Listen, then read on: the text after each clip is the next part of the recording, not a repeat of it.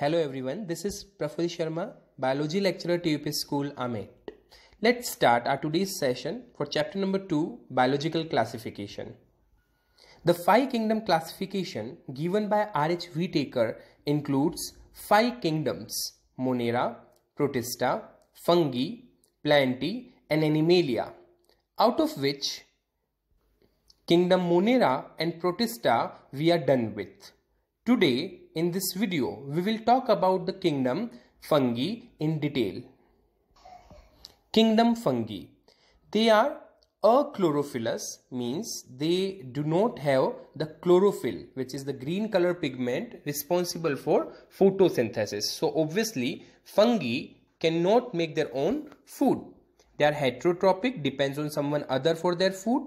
Spore forming. They used to make spores as a reproductive structure, means with the help of this spore, during favorable and unfavorable condition, they can make their body safe. They can make their own small babies. They can secure them in the spores.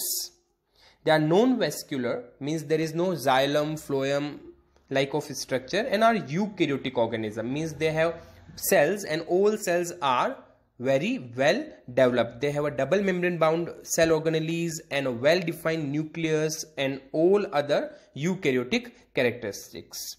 Cell wall is made up of chitin or fungal cellulose.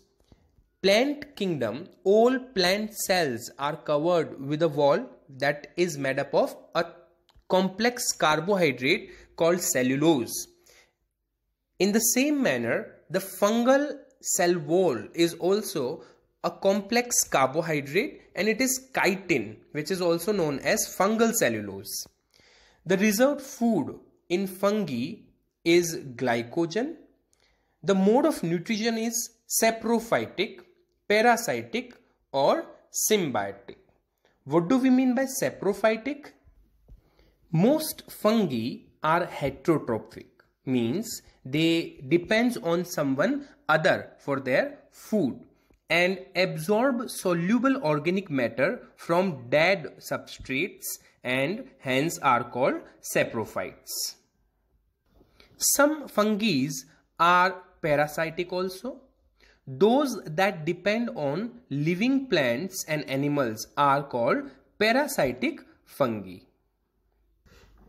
Some fungi lives in a symbiotic relationship. They can also live as symbionts in association with algae as lichens, and fungi may live in symbiotic relationship with roots of higher plants, and at that time they are known as mycorrhiza. So in general, the mode of nutrition in fungus can be saprophytic, it can be parasitic, or it can be symbiotic. If we talk about the mode of reproduction in this kingdom, reproduction in fungi can be sexual as well as asexual. Both type of reproductions can be seen. Reproduction can be vegetative also. If a fungi reproduces or makes different other fungi vegetatively, means from a veg part, from a part which do not include sex organ. If a new fungus is produced from a non-reproductive part of the body, we call it vegetative, and it can be done in 3 ways. Fragmentation, in which a big long filamentous fungus can break its body into small fragments, and each fragment will become a new individual in favorable conditions. Vegetative reproduction in fungus can be of fission type, in which a fungal cell enlarges, it stretches itself and divides into 2 daughter cells. The vegetative reproduction in fungus can be of budding type, in which a fungal cell shows an outgrowth which is called bud.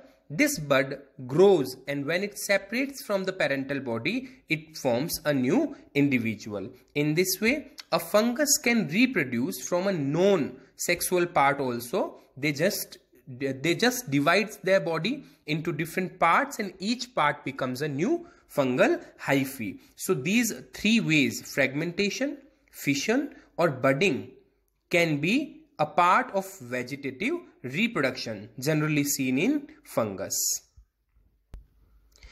In unfavorable conditions, a fungus chooses spore formation.